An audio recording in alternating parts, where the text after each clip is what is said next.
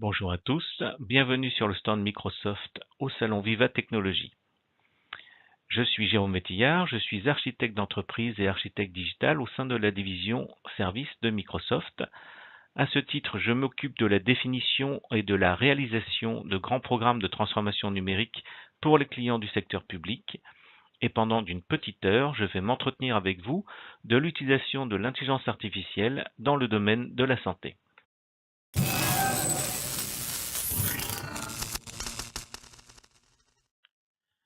L'utilisation de l'intelligence artificielle dans la santé est un sujet brûlant. Il y a de nombreuses publications qui s'accumulent sur le sujet et il ne se passe pas un jour sans qu'on nous annonce que telle ou telle intelligence artificielle a battu le meilleur collège d'experts d'une discipline médicale pour telle ou telle activité de diagnostic.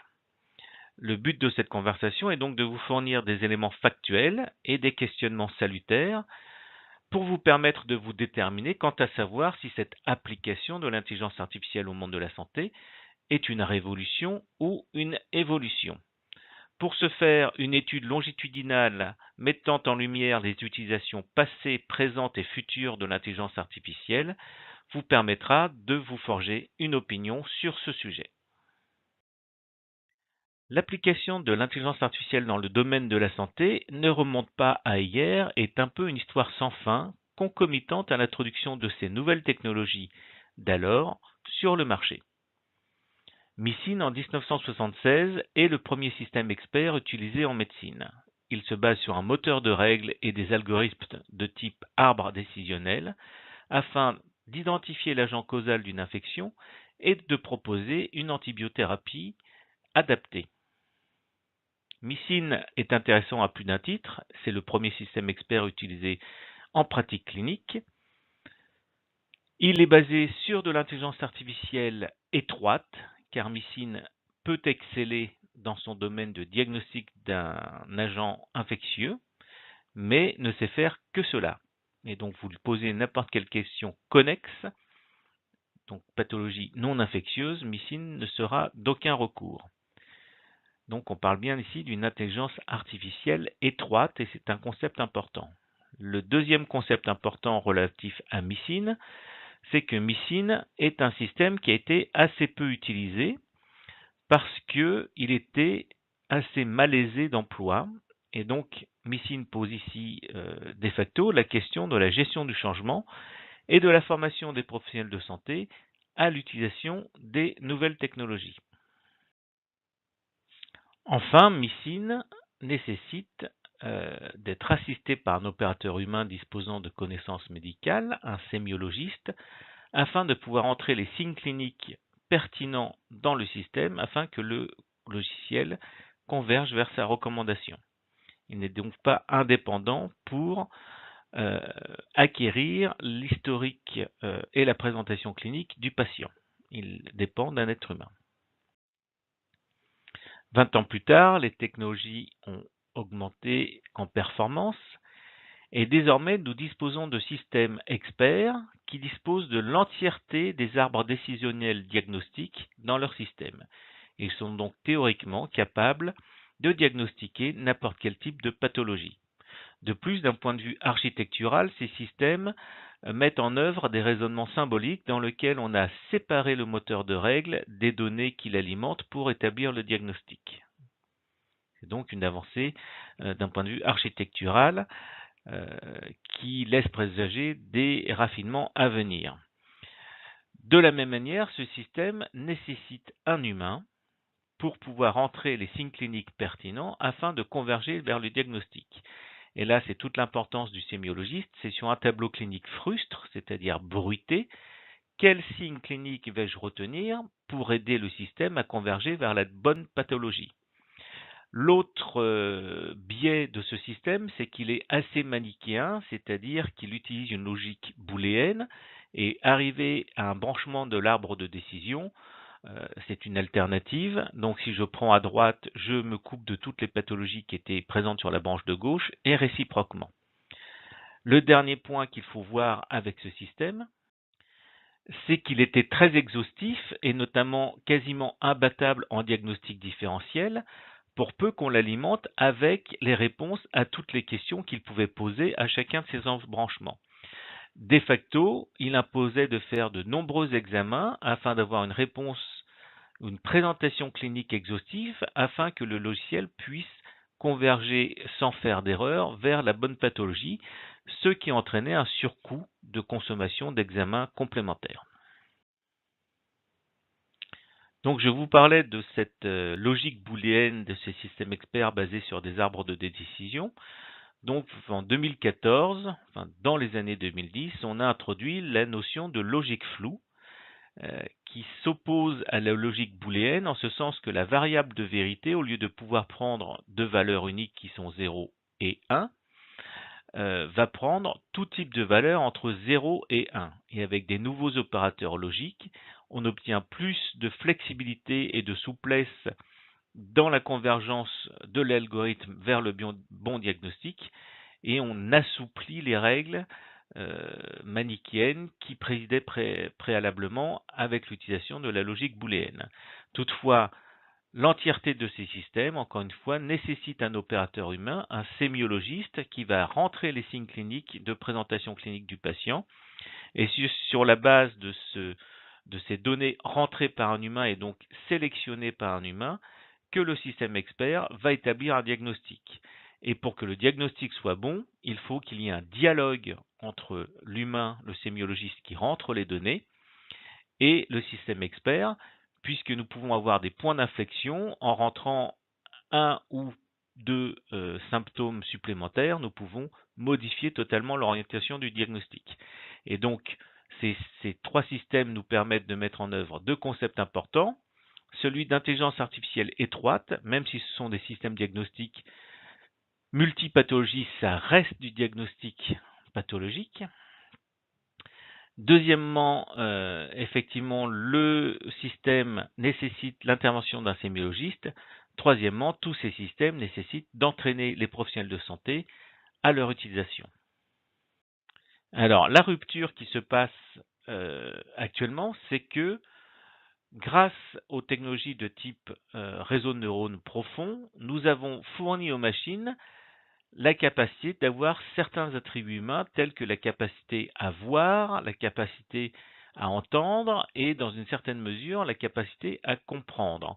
Et donc nous fournissons à la machine la capacité d'obtenir par elle-même de façon autonome une partie de la présentation clinique du patient.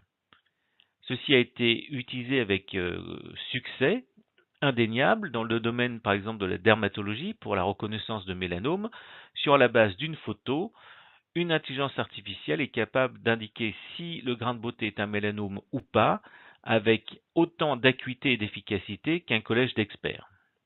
De la même manière, dans le domaine de la rétinopathie diabétique, c'est-à-dire l'atteinte de la microvascularisation de la rétine par l'inflammation causée par la glycémie importante liée au diabète, la FDA vient de certifier un système qui permet de qualifier l'atteinte de la microvascularisation rétinienne de façon automatique, en fournissant un score, donc un biomarqueur d'atteinte rétinienne. Donc on voit bien que la révolution en cours, c'est que pour ce qui concerne la sémiologie, dans une certaine mesure, les systèmes deviennent autonomes pour acquérir une partie de la présentation clinique du patient. C'est sans doute ce qui fait dire à Yuval Noah Harari, en 2018, que bientôt les docteurs d'intelligence artificielle remplaceront les docteurs humains et que ceci est inévitable. Toutefois, je pense que, comme nous allons le voir, Yuval Noah Harari fait un résumé un peu simpliste de ce qu'est la médecine, elle ne se limite pas au diagnostic, et fait un pas en avant dans la définition d'une intelligence artificielle qui est une intelligence artificielle globale, générale, qui se caractérise par le fait qu'elle est versatile, c'est-à-dire qu'elle est capable de résoudre plusieurs types de problèmes et de modifier ses heuristiques en fonction du type de problème rencontré. Et cette intelligence artificielle générale, pour l'instant, relève de la science-fiction et n'existe pas. Nous avons donc vu que l'ensemble de ces systèmes relève plutôt de ce qu'on appelle l'intelligence artificielle étroite. De Yuval Noah Harari, qui est une erreur commune, consiste à limiter l'art médical à la simple activité diagnostique. Activité diagnostique par ailleurs complexe au vu du nombre de pathologies et du nombre quasi infini de présentations cliniques de ces pathologies. Cependant, la médecine ne se limite pas à la simple activité diagnostique. D'ailleurs, si on se focalise sur cette investigation clinique, on comprend qu'elle est basée sur une relation interpersonnelle entre un praticien et son patient, qu'elle nécessite une confiance mutuelle et que meilleure cette confiance sera, meilleure sera la prise en charge clinique du patient. En effet, au travers de l'anamnèse qui est le recueil de l'historique de la pathologie et du tableau clinique du patient, le médecin va pouvoir établir un premier diagnostic à l'aide d'un raisonnement clinique et éventuellement un pronostic si nécessaire. Mais fort heureusement, au-delà de cette première étape d'investigation diagnostique, il y a l'étape de thérapeutique, c'est-à-dire celle qui va permettre de répondre à l'angoisse du patient en disant « vous êtes malade, mais nous avons une solution pour vous traiter ». Il va donc falloir sélectionner le meilleur traitement possible, qu'il s'agisse de soins chirurgicaux ou de médicaments dont il faudra vérifier l'observance. Et tout au long de ce traitement, il va falloir gérer les effets iatrogènes du traitement, donc les effets délétères liés au traitement, que ce soit par une adaptation posologique du traitement ou une modification de la molécule ou des molécules utilisées, parce que soit elles n'ont pas les effets désirés, soit elles ont des effets secondaires indésirés. Et donc tout ceci se réalise lors du suivi clinique du patient longitudinal, qui est basé sur une écoute active lors des différentes consultations de suivi, sur de l'éducation thérapeutique, notamment lors de la prise en charge du patient de des soins de suite et réadaptation. Et tout ceci vise à réaliser la valeur médicale du traitement, in fine, puisque si je greffe une prothèse de hanche mais que je n'ai pas de rééducation, je n'ai pas de récupération fonctionnelle des capacités motrices. Donc il faut de la rééducation pour potentialiser tous les efforts chirurgicaux et médicamenteux qui ont été faits auparavant. Et tout ceci se fait au travers du routage du patient au travers du système de santé qui va emprunter différents circuits patients plus ou moins complexes en fonction des objectifs thérapeutiques qu'on assigne au traitement. Donc on voit tout de suite, là, dans cette vision déjà aussi un peu simplifiée de la prise en charge médicale, on voit apparaître les notions importantes de circuit patient, d'objectifs thérapeutiques, et donc on voit bien que par rapport à la perception initiale qui limitait la médecine à la simple activité diagnostique, on ne voit que la partie émergée de l'iceberg. Et effectivement, quand on regarde comment on utilise l'intelligence artificielle dans la médecine, on l'a déjà vu en introduction, c'est beaucoup sur le diagnostic. Et là, il y a effectivement des succès dans certains diagnostics très très pointus où l'intelligence artificielle fait mieux qu'un collège d'experts en termes de reconnaissance d'une pathologie très spécifique. Encore une fois, on parle d'intelligence artificielle étroite. On voit aussi qu'elle peut être employée en assistance chirurgicale avec notamment certains robots chirurgicaux couplés aux données d'imagerie médicale qui vont pouvoir sécuriser les voies d'abord pour faire de la chirurgie micro-invasive. Et on l'a vu notamment sur IBM Watson, qui a été employé jusqu'à très récemment en oncologie pour définir les meilleurs traitements possibles pour les patients. Alors le but des cliniciens était de faire lire, et donc on était dans la compréhension du langage, faire lire à Watson des milliers d'articles et définir du coup pour une présentation clinique oncologique précise quel était le meilleur traitement pour le patient. Alors on sait tous que ça s'est arrêté parce que les cliniciens trouvaient que Watson mettait en danger les patients en proposant des traitements qui étaient trop agressifs et dont les effets iatrogènes étaient trop importants. Je pense pour ma part qu'il y a aussi d'autres facteurs qui ont été non évoqués ici. Le premier des facteurs est l'absence de modèle économique, de business model, pour pouvoir payer cette technologie, c'est-à-dire que c'était une sorte de freemium. IBM offrait l'emploi de son intelligence artificielle à des cliniciens pour démontrer que celle-ci pouvait avoir un impact sur des meilleurs traitements. Donc ce n'a pas été le cas. Et pour le passage à l'échelle, il n'y avait pas de modèle économique permettant de passer à l'échelle. Le deuxième point, c'est que nous sommes en oncologie et donc sur les premières et deuxièmes lignes de chimiothérapie, ce sont des décisions thérapeutiques très consensuelles établies par des collèges d'experts, c'est-à-dire que pour une présentation oncologique donnée, on a un certain nombre de régimes de chimiothérapie à proposer. Et c'est consensuel. Là où on commence à avoir des degrés de liberté pour choisir les traitements, c'est lorsque nous sommes en échec thérapeutique et que nous sommes rendus sur la troisième ou quatrième ligne de chimiothérapie après l'échec des deux premières lignes issues d'un consensus médical. Donc là, on a plus de degrés de liberté et donc IBM Watson pouvait choisir des traitements peut-être les plus appropriés, mais l'état des patients est tel que dans ce cas-là, l'impact sur le pronostic final de la pathologie est relativement limité. Et donc, quand bien même IBM Watson recommandait les meilleures troisième et quatrième lignes, in fine, ça ne changeait pas grand-chose à l'histoire de la maladie. Et donc, ceci explique que, in fine, IBM Watson ait été abandonné dans le domaine oncologique pour la recommandation des traitements.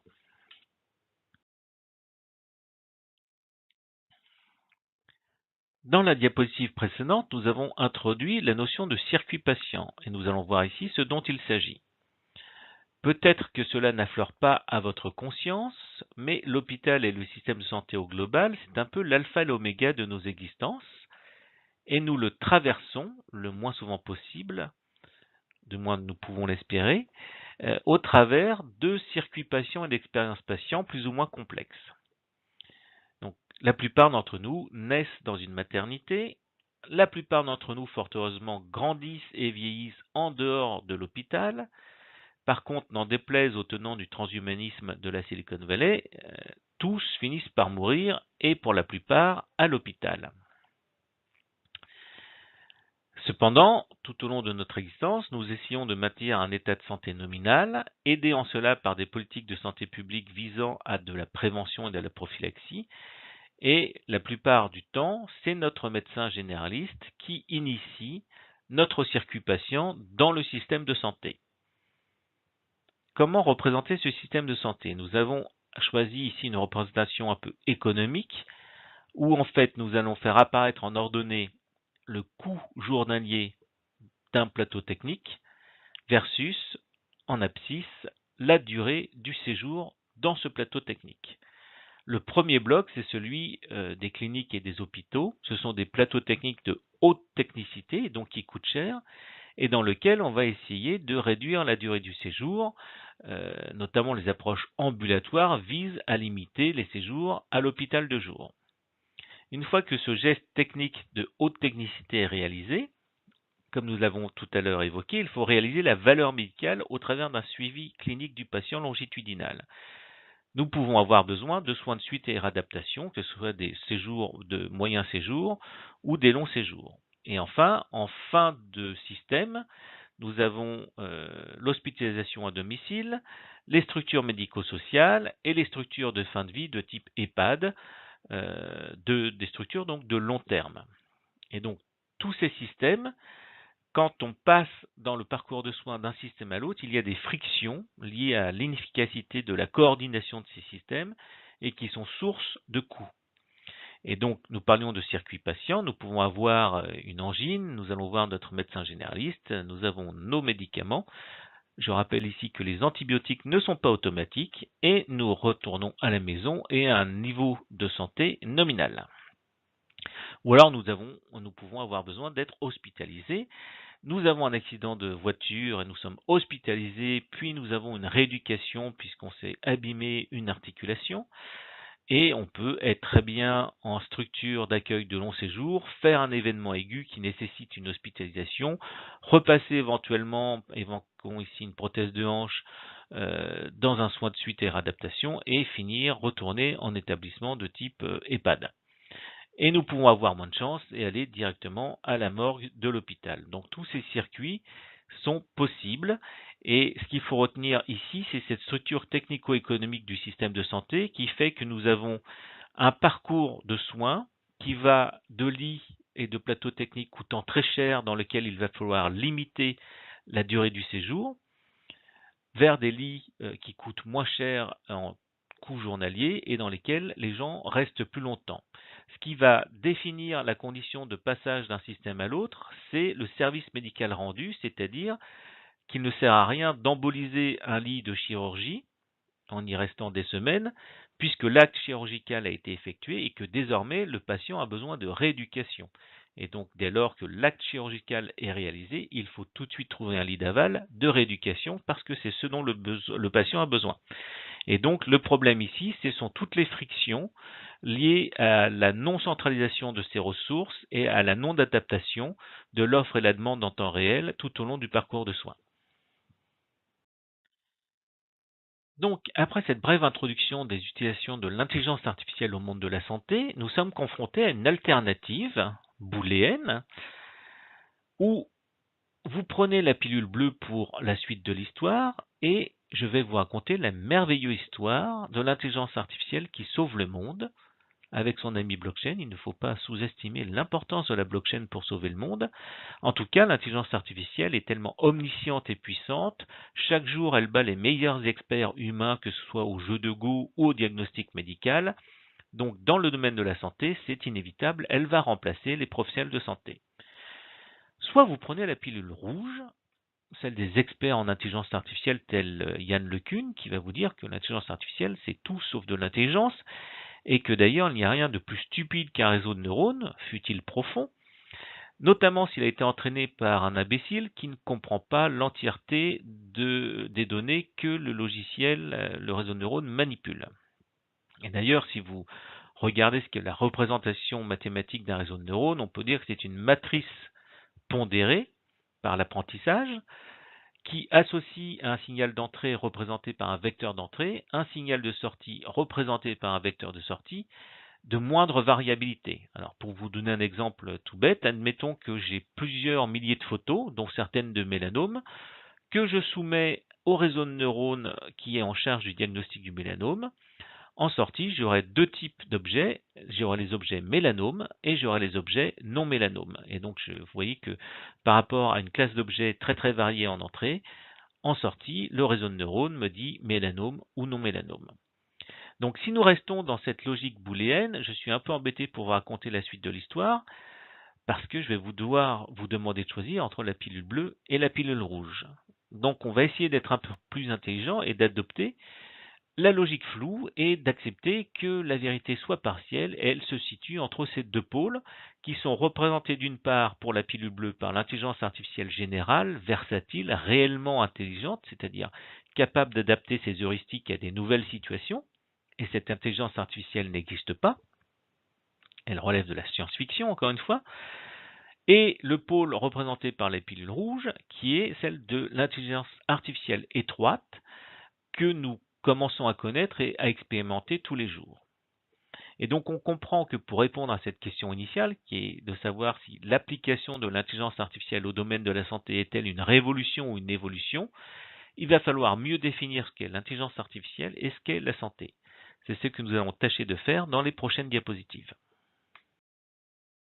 Donc, si nous en revenons au titre, l'application de l'intelligence artificielle au domaine de la santé, il convient de définir d'abord ce qu'est le domaine de la santé. J'ai représenté ici l'écosystème français de santé qui peut servir de base et de référence à tous les écosystèmes de santé des pays développés. Et nous voyons déjà que c'est une structure très complexe. En rouge, nous avons tout ce qui est institutionnel, à commencer par le ministère de la Santé et toutes les directions générales de la santé, de l'offre de soins, etc. En vert, nous avons les agences nationales d'appui et de support à l'exécution des politiques de santé. En vert pâle, nous avons tout ce qui est conseil de l'ordre et faculté de médecine, faculté de pharmacie, etc. Donc tout ce qui est formation. En jaune orangé, nous avons ce que nous connaissons, nous, le mieux du système de santé, c'est-à-dire les fournisseurs de soins, les hôpitaux, les cliniques, etc. Et donc, nous les connaissons bien parce que c'est au travers de cet écosystème que nous avons nos parcours patients.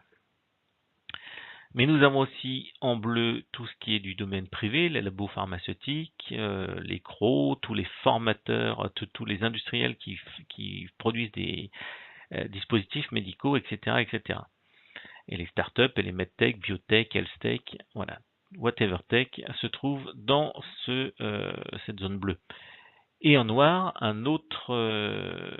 d'autres acteurs que nous connaissons bien, ce sont les payeurs, c'est-à-dire la sécurité sociale et les mutuelles. Alors si on regarde leurs fonctions, le ministère de la Santé et le Parlement notamment sont là pour réaliser la gouvernance institutionnelle et la structuration de l'écosystème de santé. Le Parlement, au titre de la loi de finances, vote notamment l'objectif national de dépenses d'assurance maladie et vont structurer l'écosystème à l'aide de politiques de santé publique.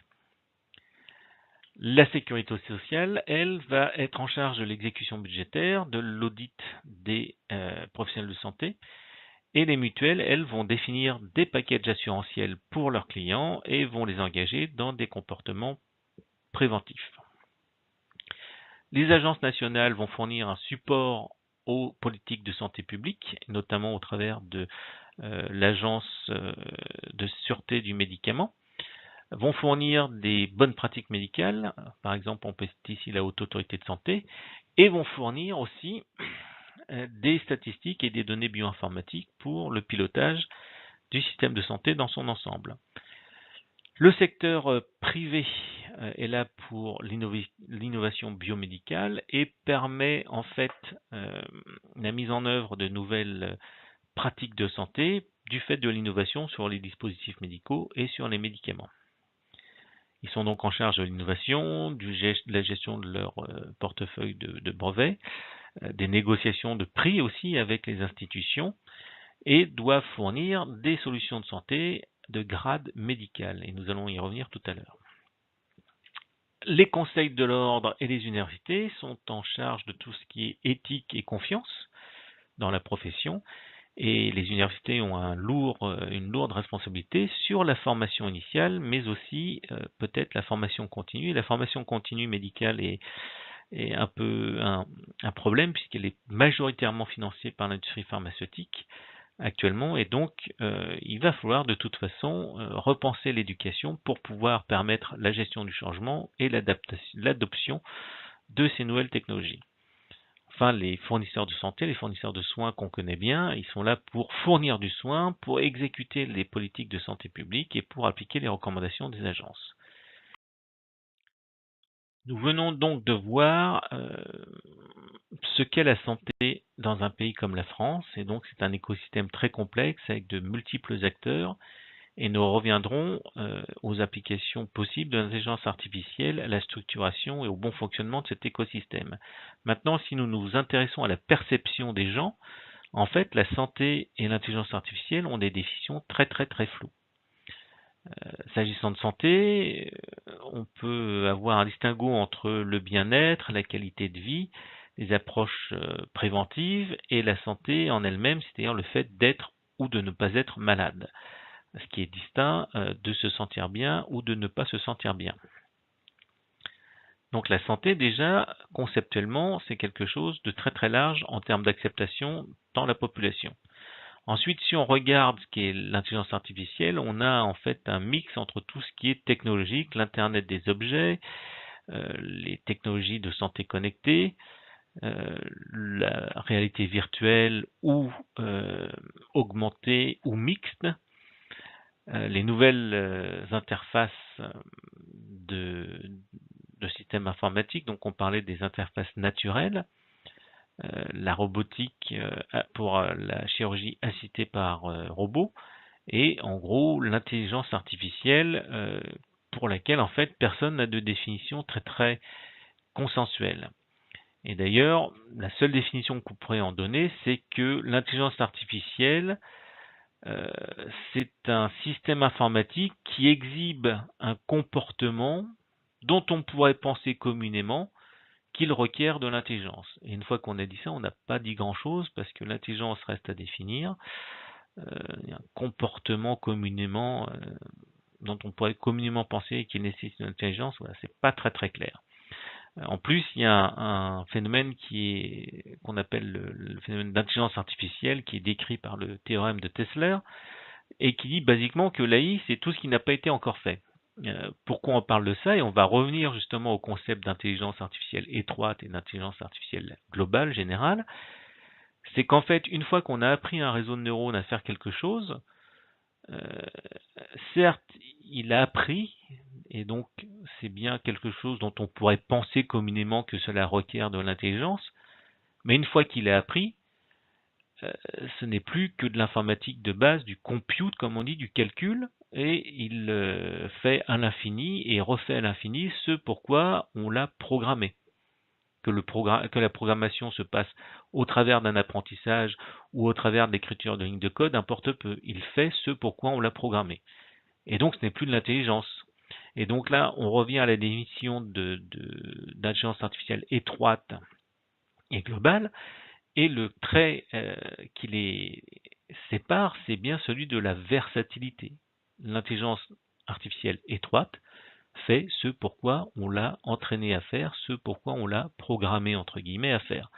L'intelligence artificielle générale globale, elle est versatile, elle est capable effectivement d'appréhender différents types de sujets et de problèmes et comme on le disait précédemment, d'adapter ses heuristiques à la résolution de nouveaux problèmes. Donc le problème que nous avons également pour définir le périmètre d'intervention de cette intervention sur la santé et l'AI, c'est que ce sont des définitions très très floues, que s'il s'agisse de la définition de la santé ou qu'il s'agisse de la définition de l'intelligence artificielle. Donc, face à ces définitions complexes et floues, la meilleure approche qu'on puisse avoir au monde de la santé, c'est une approche thématique, et c'est d'ailleurs celle de Microsoft, qui vise à réimaginer la façon d'organiser le système de soins pour fournir des expériences meilleures, tant pour les patients que pour les professionnels de santé, de fournir aussi une meilleure compréhension de ce système, des interactions et des leviers d'amélioration, et de fournir in fine un meilleur soin, c'est-à-dire un soin d'une qualité technique au top, maintenu au top, un soin qui soit paradoxalement réhumanisé par l'application de ces technologies lorsqu'elles sont bien appliquées, et un soin qui coûte moins cher d'un point de vue coût marginal à la communauté et qui soit donc soutenable d'un point de vue économique. Le premier pilier, c'est celui qui est centré sur le patient, et donc c'est aussi un paradoxe, c'est dans un monde où pour améliorer la performance économique du système, nous sommes amenés à le standardiser, voire à l'ultra standardiser. Comment continuer à fournir du soin personnalisé aux clients? Et d'ailleurs, l'un des thèmes, souvent à la mode dans l'application de ces technologies au monde de la santé, c'est celui de la médecine de précision. Donc là, ce pilier, c'est bien celui qui permet, au travers de l'application de ces technologies, d'appliquer des procédures ultra standardisées tout en maintenant un système de soins personnalisé pour le patient. L'autre pilier, c'est celui qui s'adresse aux professionnels de santé pour leur permettre de délivrer ce soin, c'est-à-dire de les débarrasser de toutes les tâches à faible valeur ajoutée pour leur donner du temps pour se recentrer sur le patient et sur sa pathologie. Et donc l'idée, c'est ici de fournir des systèmes de collaboration qui permettent de partager les données de santé de façon sécurisée, qui permettent de les pré-mâcher aussi en termes d'interprétation clinique. Et donc l'idée ici, c'est de fluidifier le travail des professionnels de santé, de le sécuriser puisque nous avons des systèmes d'intelligence artificielle qui vont pré-mâcher le travail et in fine de libérer du temps pour réhumaniser le soin. Enfin, le dernier pilier, c'est celui qu'il ne faut pas négliger, c'est celui de la performance opérationnelle du système de soins. Et donc là, c'est de consommer les données tant métiers que les données cliniques pour optimiser les opérations et faire que ce soin soit soutenable d'un point de vue économique. C'est à peu près effectivement les trois grands piliers autour desquels se structure de façon thématique l'approche de Microsoft à la santé et à la bonne façon d'utiliser toutes ces nouvelles technologies. Donc, si on s'intéresse plus précisément aux réalisations de Microsoft et de son écosystème de partenaires pour appliquer l'intelligence artificielle à la santé, on voit ici toute une gamme d'applications qui vont de l'interprétation automatisée des matrices DICOM issues des scanners et des IRM jusqu'à la médecine de précision en passant par le diagnostic de la dyslexie, etc., etc. Si on fait un focus notamment sur la médecine de précision, on a le Project Hanover qui est l'équivalent d'IBM Watson appliqué à l'oncologie, c'est-à-dire un système capable de lire des milliers d'articles et de définir les meilleurs traitements possibles pour une pathologie donnée. Et nous avons aussi un projet partenaire qui est une plateforme de génomique, c'est-à-dire la capacité de séquencer les gènes, de trouver les variants, les différents allèles, et par rapport à ce profil d'expression génétique, en faisant fi de l'épigénétique, de définir un profil de sensibilité par rapport à une molécule, etc. Et donc, ce qui relie toutes ces initiatives, c'est qu'elles sont encore une fois très très précises dans leur application, et donc on voit réémerger le concept d'intelligence artificielle étroite, qu'elles sont de plus au stade du MVP ou du démonstrateur, et donc elles ont du mal à passer à l'échelle. Et si on s'intéresse précisément, par exemple, à la médecine de précision, il y a eu encore un essai d'IBM Watson pour justement permettre de faciliter la découverte de nouvelles molécules thérapeutiques. Et l'idée, c'était bien de combiner au sein d'un data lake des données de génomique et d'autres données, etc., de compiler le tout et du coup de trouver le meilleur médicament, la panacée, pour traiter les pathologies. Et cet essai vient de s'arrêter parce qu'il n'a pas donné de résultat. Donc, plusieurs enseignements à tirer de cela, c'est que ce n'est pas parce qu'on combine des données éparses et de l'intelligence artificielle qu'on trouve forcément la martingale sur le marché de la santé, notamment lorsqu'on ignore totalement les processus physiopathologiques cellulaires, les voies de communication cellulaire, c'est-à-dire que corrélation ne vaut pas causalité. Et le problème de toutes ces approches, lorsqu'elles sont malmenées, c'est qu'on établit des corrélations, mais qu'on n'a pas du tout le mécanisme physiopathologique qui peut en expliquer les causalités. L'autre leçon à en tirer, et je vais le faire au travers d'une petite anecdote, c'est celui de l'absence, encore une fois, de business model adéquat pour permettre le passage à l'échelle, et nous verrons pourquoi dans une slide suivante, le passage à l'échelle de cette technologie. Donc, c'était un entretien que j'avais avec un Chief Digital Officer, un Chief Medical Officer et un CIO, Chief Information Officer, d'une Big Pharma, que je ne nommerai pas, et qui voulait savoir ce que le digital pouvait faire pour l'industrie pharmaceutique. Donc initialement, j'avais orienté la conversation sur tout ce qui est usine 4.0, global supply chain management, traçabilité du médicament, etc., etc. Mais visiblement, ça ne les emballait pas. Ils étaient vraiment très très positionnés sur la médecine de précision. Donc je vais vous faire l'économie de toute la discussion, mais in fine, donc je les ai orientés sur le fait que, admettons que j'ai une molécule A disposant d'une autorisation de mise sur le marché pour une pathologie B, et que je veuille optimiser l'efficacité du traitement, et donc je vais développer une plateforme de génomics, de protéomics, de whatever X, pour pouvoir dire que sur la base d'un profil génétique ou d'expression protéomique, tel ou tel patient ne répondra pas favorablement au traitement en utilisant la molécule A. Et donc à ce moment-là, j'étais pile dans le sujet de la médecine de précision, et donc ils étaient très très contents jusqu'à ce que je leur dise, maintenant je vous propose d'aller voir le directeur financier pour lui dire que vous avez dépensé de l'argent pour mettre au point cette plateforme de Genomics Proteomics pour vous couper de X% de votre revenu, puisqu'in fine, c'est ce que fait la plateforme.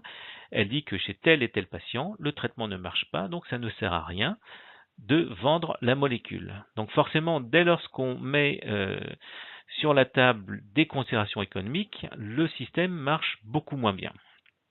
Et donc, le plus grave, en fait, pour terminer cette petite anecdote, c'était que c'était pas la Big Pharma qui allait mettre au point cette plateforme de protéomics, mais une medtech ou une biotech qui allait être en capacité d'aller voir le ministère de la Santé en disant que sur telle pathologie qui vous coûte 2 milliards annuels, je suis capable de vous couper 20% des coûts de façon efficace, et pour cette diminution des coûts, je me rémunère à hauteur de 1% de l'économie que je génère. Et donc là, on voit que au-delà de toutes les réalisations techniques et qui sont complexes à réaliser, il y a aussi une nécessité de penser la chaîne de valeur, l'entièreté de la chaîne de valeur pour pouvoir savoir in fine comment je vais pouvoir générer du cash avec mon innovation et pas uniquement invoquer des mots magiques tels que data lake, machine learning, artificial intelligence, parce que ça ne suffit pas à assurer la pérennité des sociétés qui créent ces solutions.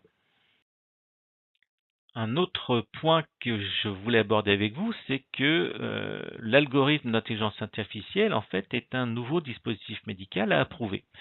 On a déjà des régulations sur le logiciel en tant que dispositif médical et qui insistent notamment sur les aspects cybersécurité. On sait tous qu'un pacemaker qui pourrait se faire pirater pourrait être potentiellement dangereux pour le patient.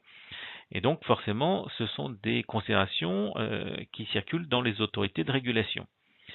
La question, c'est est-ce que l'intelligence artificielle est un logiciel spécifique qui doit être faire l'objet de régulations spécifiques. Et là, je distinguerai deux types de logiciels.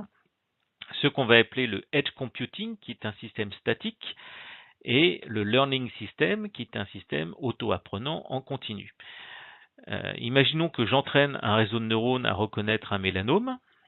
Je le mets dans un dispositif médical type smartphone et le système reste statique et il prend des photos de peau et il me dit si j'ai un mélanome ou pas. Le système est statique, donc sa capacité de diagnostic n'évolue pas. Son taux d'erreur n'évolue pas, de faux positifs ou de faux négatifs n'évolue pas, et donc je suis à même peut-être d'encadrer son utilisation. Maintenant, quid d'un système auto-apprenant qui, plus il apprend, plus il est exposé à de l'expérience, va modifier notamment ses taux de faux positifs et ses taux de faux négatifs de façon totalement imprédictible. Comment je vais pouvoir établir la régulation d'un tel système? Le dernier point, c'est qu'on peut hacker les algorithmes d'intelligence artificielle, notamment ceux qui sont liés à la vision par ordinateur, parce qu'ils ne sont pas aussi robustes qu'on pourrait le croire. Et donc là, l'exemple, c'est celui, et quand je parle de hacking, je ne vous parle pas de modifier le code du réseau de neurones, ce qui n'a pas forcément beaucoup de sens, mais c'est par exemple des faits avérés où on entraîne un réseau de neurones à reconnaître un bateau, par exemple, et donc il a un très très bon taux de succès à reconnaître le bateau. Et ensuite, on va injecter un peu de bruit, c'est-à-dire de neige sur l'image, et là où l'œil humain verra toujours le même bateau, ou voir que la perturbation du bruit sera quasiment invisible pour l'œil humain, l'algorithme, lui, va le voir, ce bruit, et ça va complètement perturber ses mécanismes prédictifs, et va plus du tout reconnaître un bateau.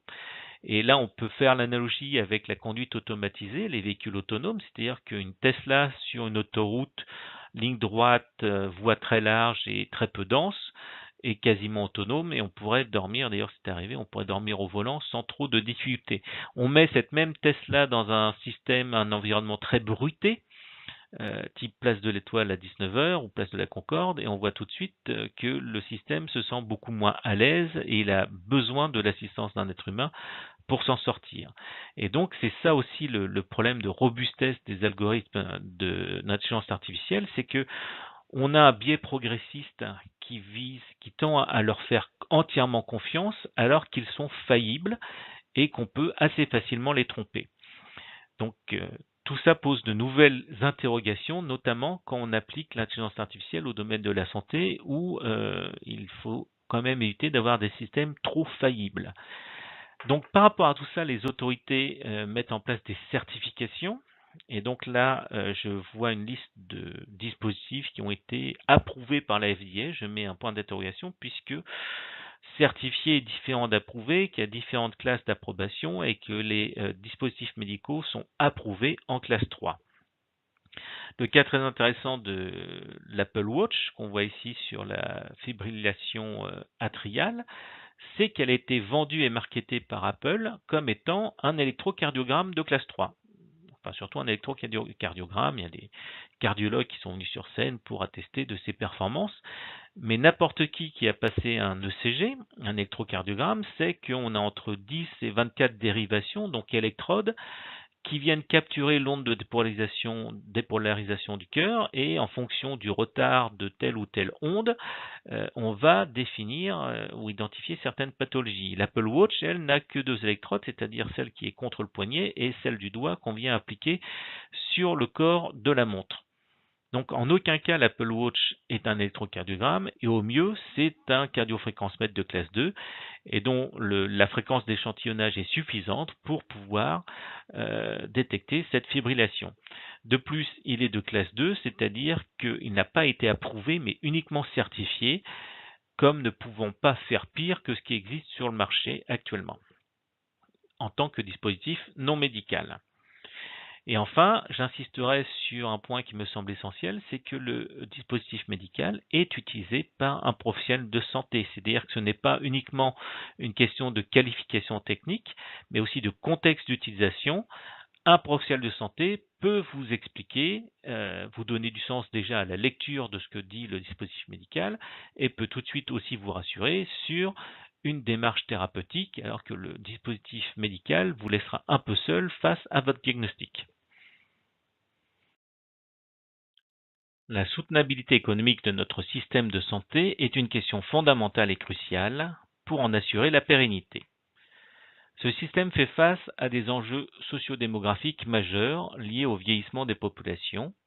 En 2050 sur Terre, nous aurons 2 milliards de personnes âgées de plus de 60 ans, dont pratiquement le quart âgées de plus de 80 années.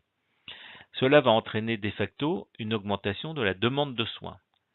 Concomitamment, nous avons aussi une augmentation de la prévalence des cancers, des maladies dégénératives, une explosion des maladies métaboliques, l'apparition du 4e âge qui pose la question du financement de la grande dépendance, et aussi une médecine qui devient de plus en plus technologique. Et nous savons tous qu'une jambe de bois coûte infiniment moins cher qu'une prothèse cybernétique en carbone-titane. Nous avons donc des coûts structurels qui vont également exploser. Face à ces coûts, les capacités de financement du système sont sous pression du fait d'une crise économique durable, nous parlons même de stagnation séculaire du produit intérieur brut et des richesses produites, qui va entraîner une paupérisation des populations ou de certaines classes de population, et cela va éroder la capacité de solidarité intergénérationnelle du système, c'est-à-dire qu'une même génération devra financer le système pour ses enfants, pour ses parents, pour ses grands-parents, voire ses arrière-grands-parents, tout en faisant face pour elle-même à une situation économique dégradée. Dans de telles conditions, forcément, le consentement à l'impôt lui-même fait question. Au final, nous avons une moindre capacité à financer le système. Et donc une balance tout à fait dégradée entre une augmentation structurelle et de la demande et du coût des soins, face à une capacité à financer qui stagne ou qui se dégrade. Nous avons aussi un problème de démographie médicale avec 14 millions de professionnels de santé qui vont manquer en 2030 au niveau mondial. L'un des problèmes de cette érosion du nombre de praticiens sont les conditions d'exercice qui deviennent de plus en plus difficiles, avec des études longues, compliquées, des situations d'exercice compliquées qui se dégradent, et tout cela pour une reconnaissance socio-économique qui, elle aussi, est en question. Il faut donc combattre les déserts médicaux, fournir des outils de productivité médicale qui permettent, sur la base d'un dossier médical partagé, de permettre la collaboration efficace de la médecine de ville et de la médecine hospitalière qui soit centrée sur le parcours patient et le parcours de soins du patient. Nous avons aussi des questions relatives à la formation initiale et continue des professionnels de santé pour faire le meilleur usage de ces nouvelles technologies. La finalité est de réhumaniser le soin en libérant du temps pour établir la relation clinique entre le patient et les praticiens, en utilisant l'intelligence artificielle et l'automatisation des processus pour traiter toutes les tâches subalternes administratives à faible valeur ajoutée qui, pour l'instant, embarrassent et embolisent le temps disponible des praticiens et des professionnels de santé. Enfin, nous avons des attentes de la population en augmentation puisque tout le monde veut être en bonne santé et au-delà de la bonne santé, ressentir du bien-être et disposer pour cela d'un accès facile, rapide et équitable aux soins, le tout pour un risque zéro. Alors ça, ce sont les attentes des populations, mais la réalité est tout autre, puisqu'en 2018 en France, 26% des personnes ont renoncé aux soins et que nous avons une disparité d'accès géographique à ces soins qui va en se creusant, avec un temps d'attente pour un ophtalmologiste de 21 jours à Paris et de 97 jours dans des zones rurales. La santé est un bien économique supérieur au sens économique, c'est-à-dire que les dépenses de santé augmentent plus vite que le produit intérieur brut. Donc nous voyons ici les graines d'une crise majeure qui sont que nous avons un accroissement structurel de la demande, un accroissement structurel des coûts, une capacité à financer qui s'érode, une capacité à délivrer le soin qui s'érode du fait des problèmes de démographie médicale, et cependant des attentes des populations en augmentation. Donc si dans cette situation quelque peu explosive, si on se recentre sur quelques principes fondamentaux, comment assurer l'accès équitable aux soins? Et donc là, nous pouvons évoquer la télémédecine dont la loi permet maintenant le remboursement pour les consultations à distance. Et le edge computing, c'est-à-dire cette capacité à encapsuler de l'expertise médicale dans un dispositif médical qu'on peut cloner électroniquement et qu'on peut distribuer sur l'ensemble du territoire pour pallier notamment ces déserts médicaux. Nous avons aussi à responsabiliser le patient, en faire un acteur de sa santé et à possiblement pouvoir créer les fondations d'une nouvelle économie de la santé qui serait basée sur la donnée. Et donc là, on parle de santé connectée, de dossier médical patient et de blockchain qui devrait permettre à l'aide de smart contracts d'établir une place de marché des données de santé. Et enfin, quelque chose qui est très important, c'est la solidarité financière de la communauté nationale vis-à-vis de son système de soins. Et donc là, ça pose la question de l'efficacité de ce système de soins et l'introduction d'outils de type industriel qui sont les ERP, les CRM, les tableaux de bord de pilotage, afin de permettre de mettre en adéquation les demandes et les ressources de la façon la plus optimum économique possible. Et forcément, en maintenant ces principes fondamentaux, nous pouvons même revenir au principe fondamental du serment d'Hippocrate, qui est que le système, tout d'abord, ne doit pas nuire à ses patients. Donc, face à toutes ces contraintes qui s'imposent sur le système de santé global, sur l'écosystème, comment on peut pérenniser ou essayer de pérenniser ce système? Le premier commentaire que je ferai, c'est que actuellement, son architecture de remboursement ne favorise pas l'innovation. Nous remboursons des actes médicaux et des procédures médicales, mais nous ne tenons pas compte de la qualité de ces procédures. C'est-à-dire que toute start-up qui vient réclamer une partie du revenu remboursé par la sécurité sociale parce qu'elle améliore la qualité de la procédure médicale n'a pas le bon business model, car elle vient prendre du revenu directement dans la poche du professionnel de santé, qui ne sera pas plus remboursé parce qu'il délivre un meilleur diagnostic ou une meilleure procédure. Donc déjà, on a un problème structurel de financement de l'innovation dans le monde de la santé, puisque nous ne remboursons pas une qualité de procédure, mais uniquement un acte. Concernant les payeurs, on doit améliorer leur excellence opérationnelle et donc utiliser des workflows automatiques et intelligents pour le traitement des feuilles de soins, ce qui est déjà grandement le cas. On peut aussi améliorer la détection des fraudes et avoir de meilleurs éléments de compréhension en temps réel sur la demande vis-à-vis des services de santé. Concernant le privé, et notamment les big pharma, on a besoin de changer le business model. C'est-à-dire qu'on a besoin d'améliorer le processus de découverte des drogues et d'améliorer son économie. Et notamment, je vous le disais tout à l'heure, en prenant en compte tout ce qui est pattern physiopathologique et pas uniquement de compter sur la chance pour tomber sur la bonne molécule. On doit aussi sans doute changer de modèle. On ne doit plus être uniquement des fournisseurs de dispositifs médicaux ou des fournisseurs de médicaments, mais on doit entrer dans un partenariat avec le ministère de la Santé pour délivrer un service de santé publique avec des indicateurs globaux, c'est-à-dire plutôt que de vendre tant de boîtes d'un médicament, je vais plutôt vendre la réduction de l'occurrence de telle et telle pathologie ou la réduction des coûts sous-jacents à cette pathologie.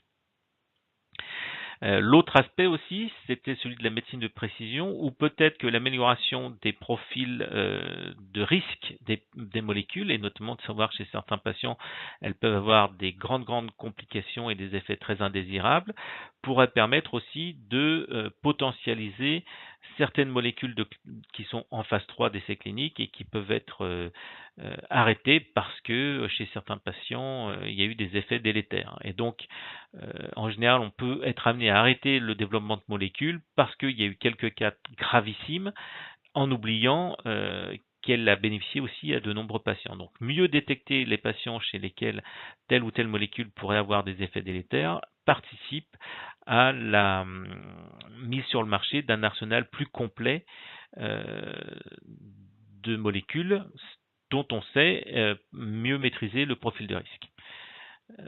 Concernant les agences, c'est vraiment la notion d'ERP et donc la gestion capacitaire en temps réel qui permet en fait d'adapter l'offre de soins à la demande de soins. Et là, on touche du doigt tout ce qui est structuration des territoires et aménagement du territoire entre la consolidation, concentration sur des gros plateaux techniques qui vont concentrer l'expertise et ces hôpitaux locaux de territoire qui sont en train de fermer. Et donc, il faut vraiment trouver la bonne adéquation entre la sûreté du soin liée au nombre de procédures et la distribution et l'accès équitaire à ces soins. Les conseils de l'ordre et les universités ont un rôle majeur sur l'avènement de ces nouvelles technologies et donc tous les professionnels de santé doivent être entraînés au travers de la formation initiale et la formation continue à utiliser ces nouvelles technologies pour en fait être partenaires de ces nouvelles technologies en comprenant mieux quelles sont leurs limites et quelles sont leurs forces et donc pour pouvoir les utiliser au mieux. Et donc l'idée c'est pas d'en faire des data scientists ou même des développeurs, mais c'est de leur permettre d'avoir la compétence suffisante pour développer la confiance idoine dans la technologie. Parce que voilà, en la comprenant mieux, on sait ce qu'elle est capable de faire et ce qu'elle n'est pas capable de faire. Enfin, pour les fournisseurs de soins, c'est assez simple.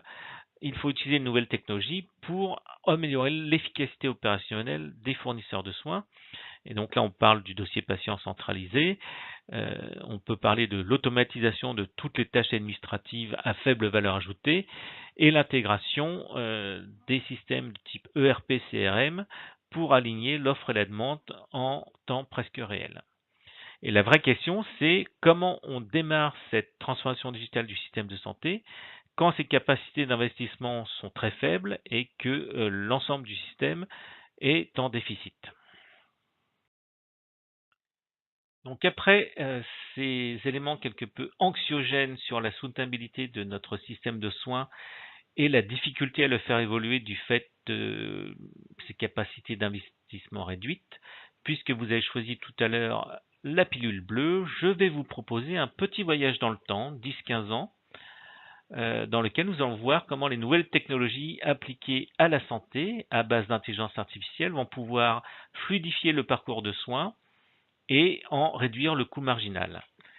Donc laissez-moi vous présenter Paul. Paul est un grand sportif. En général, il fait du sport devant sa télé en mangeant de la glace. Il adore la glace.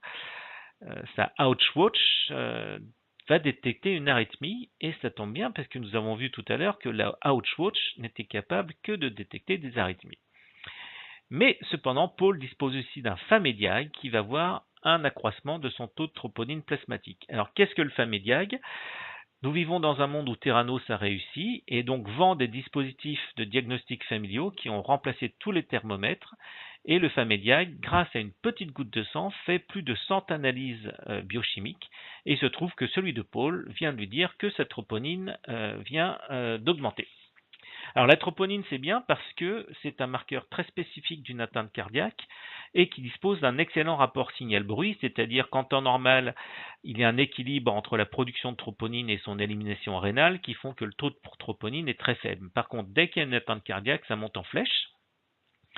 Et donc, c'est un excellent biomarqueur, donc spécifique, avec un excellent rapport signal-bruit, car quel que soit l'algorithme que vous mettez derrière, aucun algorithme ne peut séparer un signal faible d'un bruit assourdissant. Donc, à retenir, un bon biomarqueur, il est spécifique et il a un bon rapport signal-bruit.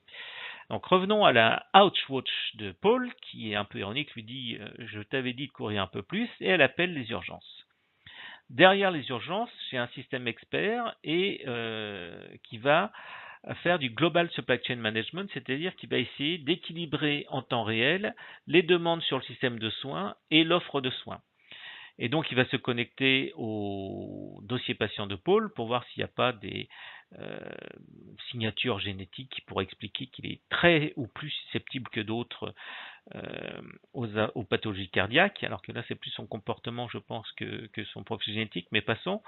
Il va se connecter à son profil assurantiel aussi pour voir à quoi Paul a droit en termes de procédures remboursées, et va se connecter au trafic puisque le système veut lui envoyer une unité mobile terrestre d'urgence et le router sur le plateau technique le plus approprié à son état clinique. Donc, au bout de 30 minutes, on estime que la durée du transport va être de 30 minutes et que Paul est éligible pour une procédure de ballonning plus TENS en radio interventionnelle sur un bloc d'angioplastie. Pendant le transport, le diagnostic est confirmé par la Consult Station, qui est une sorte de Famediag++ qui est embarquée dans l'unité mobile de soins d'urgence. Et les premiers soins sont donnés, et là nous avons l'intervention d'une unité clinique assistée par l'intelligence artificielle qui va lister des examens complémentaires pour faire un bon diagnostic différentiel. Enfin, vu la présentation clinique, là il n'y a pas trop à tortiller, ça sent quand même le bon infarctus. Donc sur ce, le Global SCM va réserver en fait un bloc d'angioplastie, puisque c'est l'urgence, il faut l'emmener là-bas. Et dans 48 heures, va réserver aussi 10 jours dans un soin de suite et rééducation pour de la réhabilitation cardiaque. Donc Paul arrive à l'hôpital, il est transféré sur un brancard robotisé et routé dans la salle d'angioplastie. Alors c'est important les brancards robotisés parce qu'il y a beaucoup de patients qui embolisent les couloirs actuellement parce qu'on manque de brancardiers pour passer les patients d'une salle de soins à une autre. Donc Paul arrive avec son brancard robotisé dans la salle d'angioplastie où l'équipe est déjà prête à le prendre en charge sous la supervision d'un radiologiste interventionnel senior qui va superviser l'opération avec son HoloLens V2 et qui vont donc voir en réalité mixte et augmentée la façon dont l'équipe procède. Au bout de 26 minutes, la procédure est complète et Paul est routé en post-op, en supervision post-op. 2 jours plus tard, comme prévu, Paul a un nouvel ami dans le soin de suite et rééducation, c'est une ouch bike. Alors ouch parce que ça fait mal de pédaler, mais seulement elle dispose de programmes de réhabilitation cardiaque basés sur la gamification, donc ça va faire mal, mais ça va être très très rigolo. Les données cliniques de Paul sont mises à jour et elles vont alimenter les données d'apprentissage de l'intelligence artificielle de suivi clinique, qui va donc les effacer parce que la présentation clinique de Paul est on ne peut plus classique et qu'il n'y a rien à en apprendre. Donc les données cliniques de Paul sont retirées du jeu d'apprentissage de l'intelligence artificielle clinique. Par contre, elles sont toujours conservées dans le dossier médical patient de Paul. Paul a aussi de la chance, il a un deuxième meilleur ami qui est en fait son coach diététique réhab qui va vérifier qu'il ne cache pas de donuts dans ses tiroirs parce qu'il a reçu de la visite de sa famille il n'y a pas longtemps, mais va aussi lui fournir toute une éducation thérapeutique et va notamment lui fournir sa médication quotidienne puisqu'il est connecté à l'ERP de la pharmacie et qu'il sait donc quel traitement doit avoir Paul, à quelle heure, et en fait il va pouvoir remplacer une infirmière pour l'observance du traitement. 10 jours ont passé, Paul s'en est bien tiré, il est renvoyé à la maison, le lit de soins de suite cardio est remis dans le pool des lits de soins de suite cardio disponible, pour tout autre amateur de sport qui ferait une crise cardiaque. Et la facture de Paul est envoyée à son assurance. Quelques jours plus tard, Paul a sa première consultation de suivi, qui est une consultation à distance, pour vérifier que sa réhabilitation cardiaque s'est bien passée. Ça tombe bien, son plan d'assurance lui permet de ne pas faire face à un système expert de type unité clinique assistée par intelligence artificielle, mais à un vrai médecin. Cependant, ce n'est pas un vrai plan Gold, il n'est pas en Gold, et donc le médecin est vietnamien à l'autre bout du monde, mais comme il utilise Skype Translator, la consultation est fluide et de toute façon, le médecin est assisté par le système expert, donc il ne peut pas trop se tromper, et donc délivre une qualité de soins constante.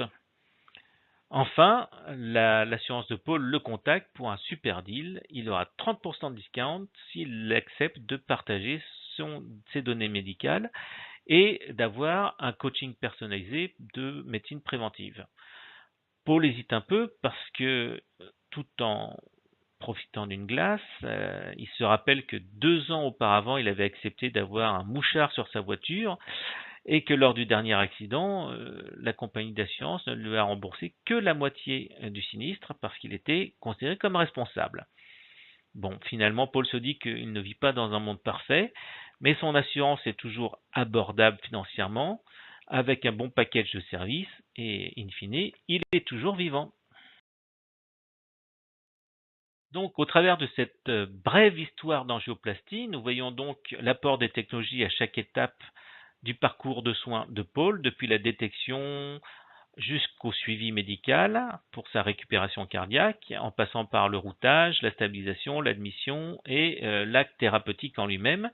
Et on voit que tout au long de cette brève histoire d'angioplastie, nous avons différents leviers techniques qui sont tous existants et qui peuvent permettre, du moins technologiquement, de mettre en œuvre ce scénario à brève échéance.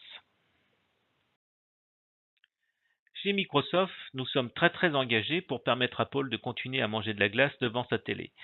C'est la raison pour laquelle nous avons mis en place toute une offre technologique autour de 3 clouds que sont Azure, Office 365 et Dynamics 365, qui peuvent permettre de servir de fondation technologique au scénario de prise en charge de Paul que nous venons de voir. Donc nous avons des capacités d'ingestion et de stockage de la donnée, des solutions qui permettent de l'analyser, des solutions qui permettent de la rendre appréhensible par des médecins ou qui peuvent piloter en boucle de rétroaction des dispositifs médicaux. Tout ça dans un environnement extrêmement sécurisé et extrêmement transparent également. En effet, Microsoft dispose des plus grands niveaux de certification de l'industrie du cloud pour ses solutions cloud et pour ces 3 clouds, j'insiste, Azure, Office 365 et Dynamics 365. Et notamment en termes de santé, les centres de données français sont désormais certifiés hébergeurs de données de santé et donc sont aptes à héberger n'importe quel type de solution de santé qui pourrait être hébergée dans ces data centers. Donc, que peut-on en retenir? Est-ce une révolution ou une évolution? Pour cela, je vous laisserai vous forger votre propre opinion. Mais ce qu'on peut en retenir, c'est que nous sommes au stade de l'intelligence artificielle étroite et donc elle répond à des questions simples et fermées. Est-ce que c'est un mélanome? Est-ce que je souffre de rétinopathie? Est-ce que cette tumeur est maligne ou pas? Mais ce sont déjà des réponses qui vont grandement aider les professionnels de santé. Elle le fait très efficacement avec des données propres. Dès que les données sont bruitées, la robustesse de l'algorithme peut être questionnable. Et donc, il faut bien en comprendre les limites. Quand je parle de bruit, ça peut être aussi une présentation clinique frustre et exotique qui vont l'empêcher d'établir le diagnostic ou de faire ce pourquoi elle a été programmée. Toutefois, on peut imaginer que dans des déserts médicaux, là il n'y a aucune expertise médicale, l'intelligence artificielle packagée avec le dispositif médical ad hoc permet de projeter une expertise suffisante, donc meilleure que la qualité moyenne d'expertise, pour favoriser l'accès équitable et égalitaire aux soins. Elle a aussi un grand potentiel pour assister les professionnels de santé à délivrer un meilleur soin en les débarrassant de toutes les tâches subalternes à faible valeur ajoutée, technico-administratives, et en libérant du temps pour l'interaction patient. Elle a aussi un grand potentiel pour réduire le coût marginal du traitement en passant par l'automatisation et la réduction des frictions pour trouver des lits d'aval, par exemple, lors d'un parcours de soins complexe. Toutefois, il reste deux gros défis qui sont la formation et la gestion du changement pour permettre aux professionnels de santé de tirer le meilleur parti de ces technologies. Et donc, encore une fois, il ne s'agit pas de faire des professionnels de santé des data scientists ou des développeurs, mais de les rendre maîtres des forces et des faiblesses des systèmes afin déjà d'avoir la confiance, le niveau de confiance approprié dans ces systèmes et d'en tirer le meilleur parti. L'autre enjeu, c'est celui de permettre à ces systèmes, pour les entraîner pour la phase d'apprentissage, de disposer de données qualifiées et propres en volume suffisant pour que l'apprentissage puisse avoir lieu.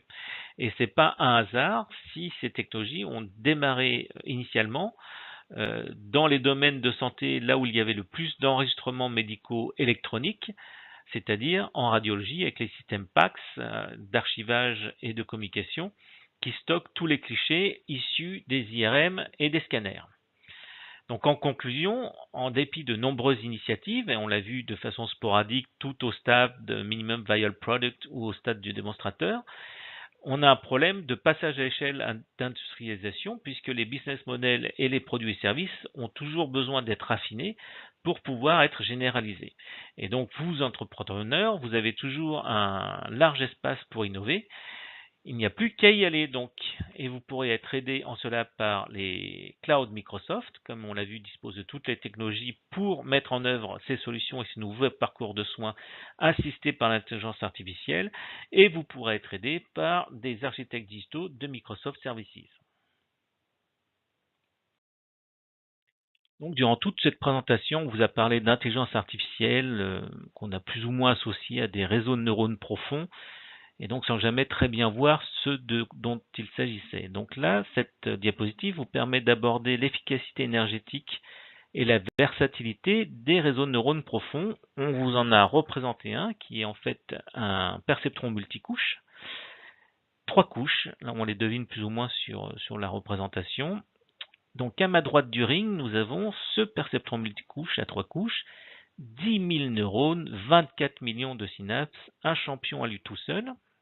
En tout cas, où vous demanderiez à quoi ça ressemble un réseau de neurones profonds, voilà, il y a 3 couches, 24 millions de synapses, et lui, c'est le champion pour reconnaître des chiffres de 0 à 9.